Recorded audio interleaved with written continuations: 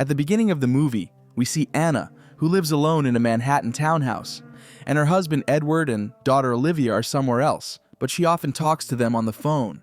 Because of agoraphobia, she hasn't left the house for 10 months and watches the world outside from her window. Her psychologist Carl pays visits. Anna is annoyed that he once again asks what's happening on the street because she wanted to discuss her medication, but she tells him about the Russell family who moved into the house across the way. That's Alistair, Jane, and their son Ethan. The husband is a banker, and she found the details online. Carl says curiosity can be a push toward getting out of depression. Anna complains to her husband about the psychologist, saying he stabbed her in the back by bringing up her suicide attempt. She herself is a child psychologist and thinks Carl is drunk on controlling her. They also discuss how her medication interacts with alcohol. In the evening, a new neighbor, Ethan, comes to Anna with a gift. The woman hesitates, but lets him in. The boy asks why kids need a psychologist, and it's obvious he isn't in a hurry to go home. Ethan sees his father through the window and is scared, and he's even afraid to take the movie tapes since his father is against TVs. The boy keeps petting the cat, even though he's allergic. After he leaves, the woman drinks wine and watches a film. In the morning, Anna is woken by a call from David, who rents her basement apartment. He takes out the trash and asks what she needs from the store, and whether he should buy candy since it's Halloween today. Anna says she'll turn off the lights and pretend she isn't home. In the evening, she dozes off in front of the TV, and then there's a knock at the door. Kids throw eggs. She yells at them to go away, but it's no use. Forcing herself, the woman goes to the front door. She opens it, a flash blinds her, and she blacks out. Coming to, Anna sees a blonde trying to bring her around. The woman thinks it's the new neighbor Jane. She is tactless, which grates on Anna, but Anna still tells her story. She says she hopes to step outside one day, at least under an umbrella. The women spend the evening together, have some drinks, and take pictures of the cat. The guest advises her not to mix pills with alcohol. She has pretty earrings, a gift from a longtime boyfriend, and her husband is good, but nervous and controlling about everything. She worries about her son. Jane leaves Anna a drawing that shows her with a child and heads out. Soon, Alistair comes to Anna and asks whether anyone from his family was at her place today. Anna lies that no, but mentions that Ethan brought a gift a couple of days ago, a candle from his wife. At night, strange sounds wake Anna. She panics and calls the police, but it turns out David is rummaging in the kitchen. Alistair asked him to help with boxes, and he's looking for a knife. Anna laughs, since she thought he wasn't a handyman but wrote songs. The man jokes that's exactly why he picks up shifts like this. He also says there's mold on the roof and a repairman needs to be called. In the evening, Anna hears shouting from the Russells' house and calls Ethan. The boy, in tears, says everything is fine and hangs up. That same blonde runs out of the house. Soon Alistair calls Anna and insists no one was shouting. At the same time, he walks around the house with a hammer. David is downstairs with some girl and didn't hear anything. Anna grabs her camera and zooms in on Ethan's room. The father is talking to him, and then the boy comes to Anna. He's crying and admits his father often loses his temper, and his mom is always on his side. Anna says he can come to her anytime. Anna tells Edward everything, but he advises her not to get involved in other people's lives.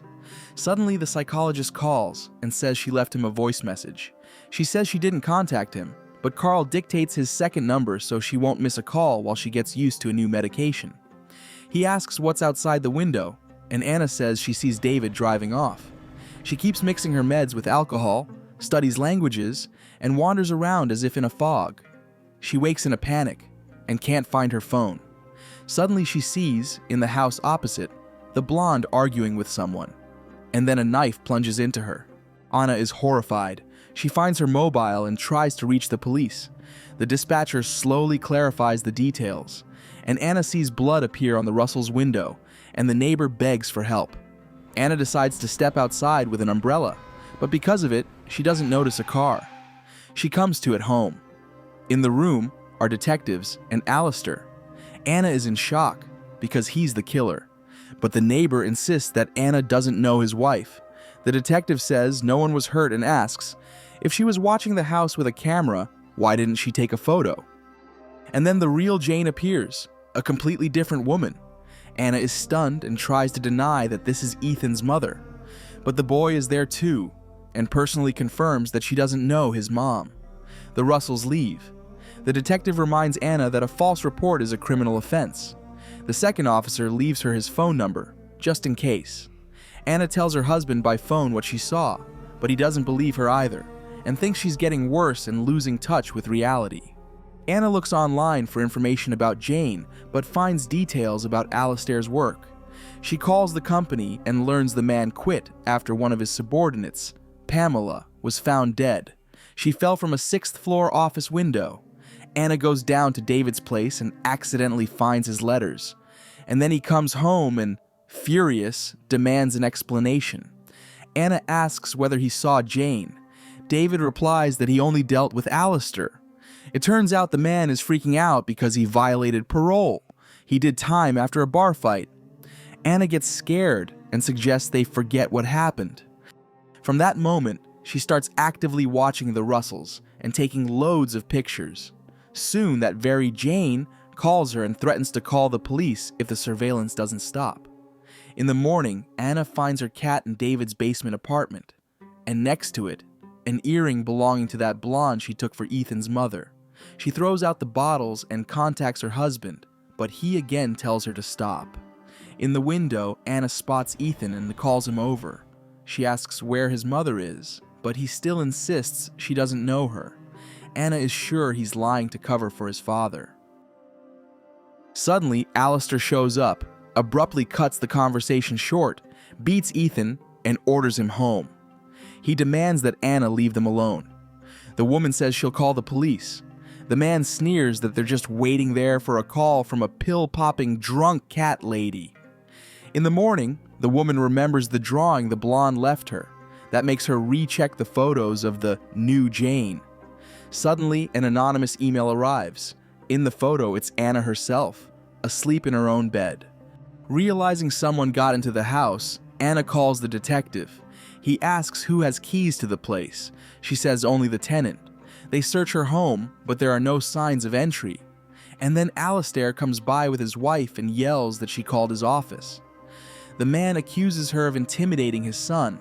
In response, Anna says he beats the boy.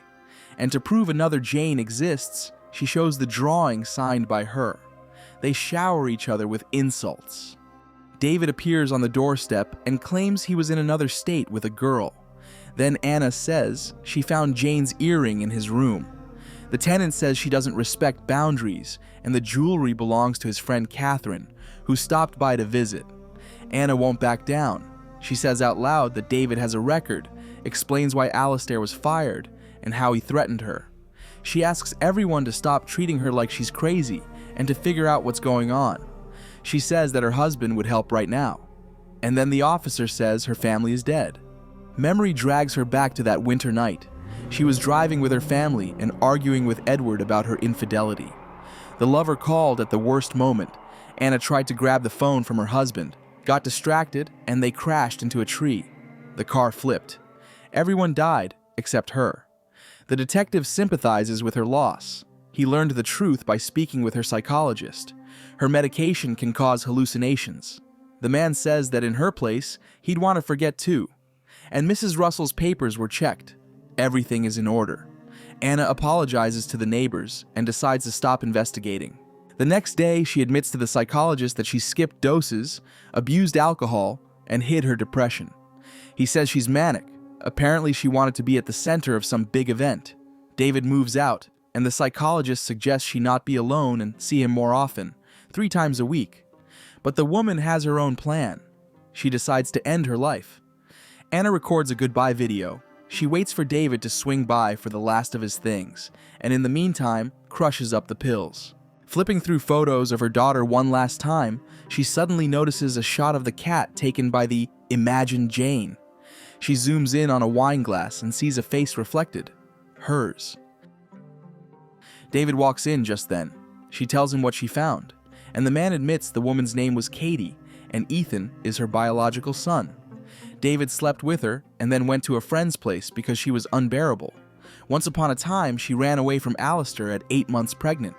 He searched for her for 2 years, found her in a den, and took the child.